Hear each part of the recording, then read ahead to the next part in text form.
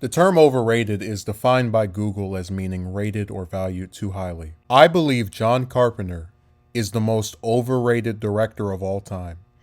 While I think he has made some contributions to the horror genre, including some movies that I like, I just don't praise him to the degree that others seem to, and this has been a source of conflict between me and his rabid supporters. And I'll say this, if you like Carpenter or love him as a director, that's perfectly fine. If you think Halloween is the greatest horror movie ever made and want to hate the sequels like they killed your family, that's fine as well. None of this is about me being upset with people liking him or something he did. This is all about others being upset that I don't like him or his movies to the same degree as they do and trying to impose their views on me. Before we start this, I want to make it very clear who I am. I'm going to speak some sacrilege. I'm a fan of Halloween whose favorite two films in the series are Halloween 4 and Halloween 5. Along with Halloween 2, my third favorite, I like them better than the original 1978 film. I know this is heresy in the Halloween community because the one thing they hate the most are different opinions. And if you consider a Halloween movie that isn't the first one the best one, you might as well put a target on your chest. But the first one sits comfortably as my fourth favorite in the series, and I like some of Carpenter's films. I'd say my favorite besides Halloween is Prince of Darkness. And I also liked The Thing and Escape from New York, although I'll admit I didn't like them to the same overwhelming praise extent that other people do. But my general discontent for Carpenter is more so caused by his attitude toward the Halloween sequels, as he speaks very dismissively of them. And as we'll get into later, I am fully aware that there are people who not only like the first movie more than any of its follow-ups, but also consider it to be the only good one. The thing is, we're not talking about those people, we're talking about me. A person who likes multiple sequels more than the first movie, not wanting to worship the director of the first movie, who speaks fairly ill of the movies that the person enjoys more than the first. Just to give you an example of the types of things that he says, here's an excerpt from a comicbook.com article.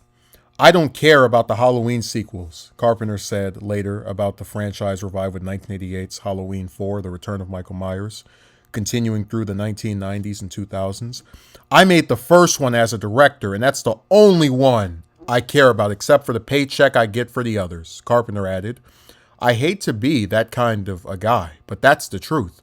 So if he's allowed, as the director of the original film, to not care about the sequels to his film, why should I, the fan of the sequels to his film, care about the director of the original film?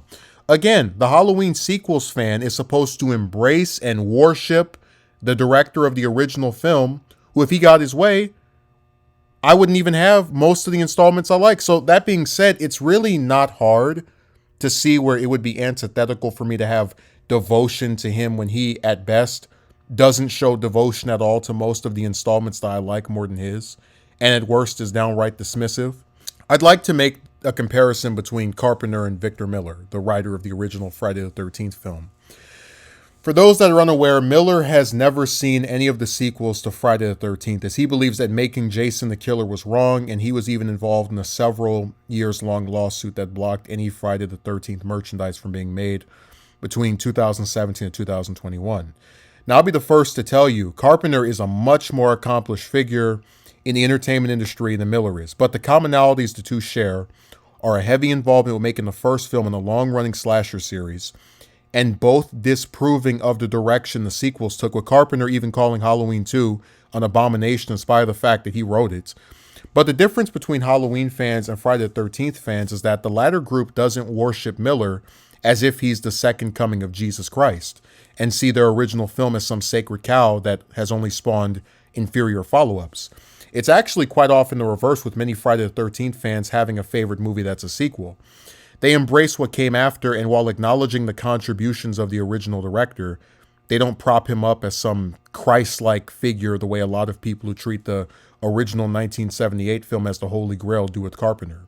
So several months ago, a few months after I did my Ultimate Dr. Loomis analysis, there was a comment that was written that at the time I read, I laughed at, and then I deleted.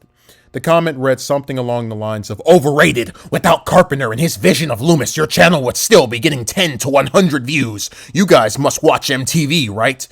Now, notice how when talking about the vision of Loomis, this guy left out Pleasance's performance, which is one of the most consistently praised parts of the series, even when some people don't like a particular sequel that he started. I would argue that I owe more to Pleasance, who I've heavily praised, because while Carpenter created the character, he only wrote him twice in the first and second film, which was only 40% of his appearances in the original series. Also, you may not realize this, but when this comment was written, I had less than 200 subscribers. So what exactly is the amount of views that a channel with a bit over 100 subs is supposed to be getting? Like, if my channel has 500 subscribers, why does every video I do have to get 10,000 views? And we haven't even addressed the fact that when that comment was written, I had multiple Scream videos that had far exceeded over 100 views, which means that I don't need Carpenter or Halloween to get more than a 3-digit number. It was just a really weird comment, and I guess it has more to do with the fact that when I recorded that video with my brother, we were just having a enjoyable and casual conversation about my favorite film character. And this guy hyper fixated on one sentence that I said very early into an hour-and-a-half video. But if that first incident had just been a one-off, I would probably not be making this video.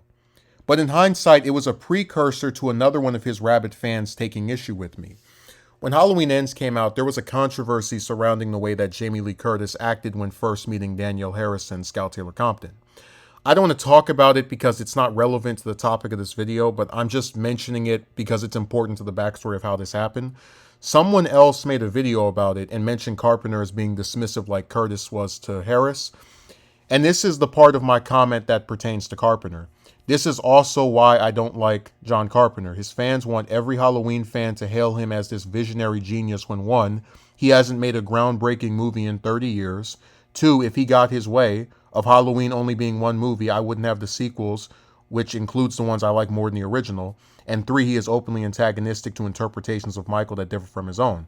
So that was my comment, and this guy, Jake from State Farm, responds in part, "And John Carpenter is one of the greatest directors of all time. Halloween 1978 is by far the best Halloween movie and one of the best horror movies ever made. As much as I like some sequels, all of them just pale as nothing more than cash-ins compared to the original. He also directed They Live, Escape from New York, Big Trouble in Little China, and The Thing, which is maybe the greatest horror movie ever made." So like I said, I'm skipping over the Harris Curtis stuff because that's irrelevant to this video. Although if people want me to make a separate video about it, then I will. John Carpenter is one of the greatest directors of all time. According to what? I mean, I was inspired by this claim to look up the greatest directors of all time, and I never saw Carpenter on any of those lists. He's not Martin Scorsese. He's not Alfred Hitchcock. He's not Steven Spielberg. He's not Francis Ford Coppola. And he damn sure isn't Stanley Kubrick. And these aren't random names I'm throwing out. I saw them over and over again on various rankings of the greatest directors of all time. Now, if it's his opinion that Carpenter is one of the greatest, that's fine. But he's trying to impose his opinion on me, which is the issue here. "Halloween 1978 is by far the best Halloween movie and one of the best horror movies ever made. As much as I like some sequels, all of them just pale as nothing more than cash-ins compared to the original." By far the best Halloween movie. I mean, it's cool that's your opinion, but I hope you're aware that there are people who like other movies in the series more than the first one, and you don't have to look hard to find them either. I totally understand why someone would like the 1978 film over, say, Curse of Michael Myers. I mean, who needs the Cult of Thorn when you can be in the Cult of Carpenter? One of the best horror films ever made. Does that accolade make it above criticism or mean that we have to worship it and are mandated to like its follow-ups to a lesser extent? Spider-Man 2 was considered the best superhero movie ever made at the time of its release, and you can still find people who don't like it. Pay attention, he throws around the words greatest and best a lot. And here we go with the deification of the first movie to levels of absurdity. Does he really believe the first Halloween was made for free and that Carpenter has not received cash-ins for directing it? I showed an article earlier where he talked about getting paid for the sequels, which I don't have a problem with because I support people getting their paper. Halloween 3, whether you like it or not, is a movie that tried to be something different and that was supposed to kick off an anthology series written by Carpenter where every movie would have some different idea with their only connection being that they took place on Halloween. So the first Halloween was this very original movie written by Carpenter, And Halloween 3 was also a very original movie by Carpenter, but somehow the latter is a soulless cash-in because it happens to be a sequel. By describing Halloween 2 and 3 as nothing more than cash-ins, he's literally impugning the motives and attacking the work of the very same director that he's trying to praise. But it goes even further than that. Dwight Little and Alan B. McElroy, who directed and wrote the fourth movie, opted not to return for the fifth one because they didn't feel like they could make something as good a second time. Daniel Ferrens, who wrote the sixth movie, which I don't like, but I don't blame him because he wasn't a director and had changes made to his script, is a massive Halloween fan. He described being able to write a movie in this series as a dream come true, and even turned down coming back for the seventh film as the writer because of how his script had been bastardized. So this idea that people who work on the sequels are just looking for cash-ins, and Carpenter was this radical visionary who was so pure as to not financially benefit from both his work and its follow-ups, is BS. Then he starts listing some titles that I'm sure, according to him, are all among the greatest films ever made. But what did I say in my comment on that video? His fans want every Halloween fan to hail him as this visionary genius when, one, he hasn't made a groundbreaking movie in 30 years. So even if all of those are good, which, need I remind you, is subjective, my point would still stand. All of them are from the 70s or 80s. I didn't want to call Carpenter a has-been, but since he called Harris and Compton D-list actresses, then I guess all bets are off. By the way, the only reason he typed a single message instead of the dozens that he delivered to other people is because I didn't bother writing back. Like I said, I don't argue with people in comment sections anymore, and especially not about movies. People think if you like a film that they don't, you're under some mandate to engage in debates, and I just don't have time for it. So let's wrap up by paraphrasing Jake from State Farm's reply to me. And John Carpenter is one of the most overrated directors of all time. Halloween 4 is by far the best Halloween movie, and one of the best horror movies ever made. As much as I like the original, its director pales as nothing more than a has-been. Wes Craven is far superior, as he directed Scream, Scream 2, Scream 4, and A Nightmare on Elm Street, which is maybe the greatest horror movie ever made. He acts like because he has over 700,000 subs, we're supposed to bow down or bend to his will. I don't care if he had 7 million subs. I'm not about to sit here debating anyone about a movie that I like that they have a problem with me enjoying. Get out of my face. And listen, to be fair, it's not just the Carpenter cultists who have a problem with different opinions. Look at Keith's comment. Your video made sense until you said Ends is your favorite out of the trilogy. Ends sucks. Probably destroyed the iconic slasher. Michael Myers video failed.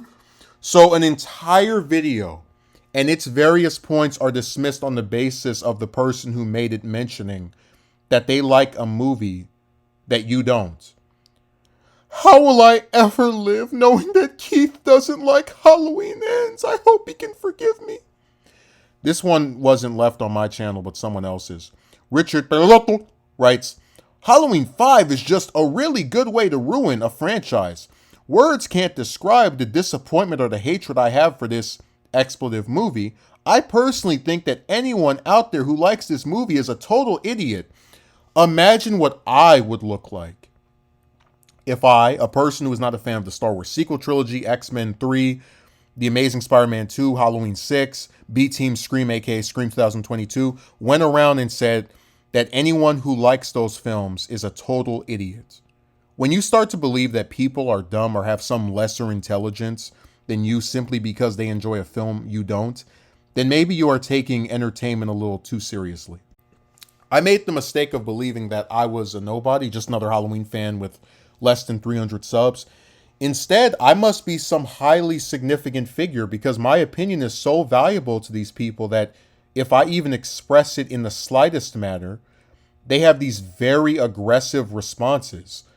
Imagine what I would look like if every time somebody made a review of Halloween 5 that was negative, which they do every year, I went around manifesting in their comment sections to argue them down about why I liked it and why they should as well. I'd look like a lunatic who needs to get a life. Instead, I almost never comment on reviews of that movie or any other movie that I enjoy because I seldom watch reviews of films I've already concluded that I enjoy. So Carpenter is someone who I enjoy multiple movies that he either directed or was heavily involved with, but I find it hard to embrace an individual who is not embracing of films I like that are sequels to one that he made. And I'm not going to coddle a bunch of boys on the computer who think I'm supposed to be their slave or part of their cult. So if you are offended that I like Halloween 4, 5, and 2 in that order more than the first one, I highly encourage you to stop watching and unsubscribe. I will not miss you because I don't want to be surrounded by people who try to impose their views on others, especially over something as trivial as movies. I'm a content creator, not your slave, nor am I under some contract to worship a director who talks trash about what I like. If you don't understand why a person whose favorite Halloween movies are the sequels would not worship a director who started the series but speaks lowly of the movies that aren't the first, including the two sequels that he wrote, then us talking is pointless.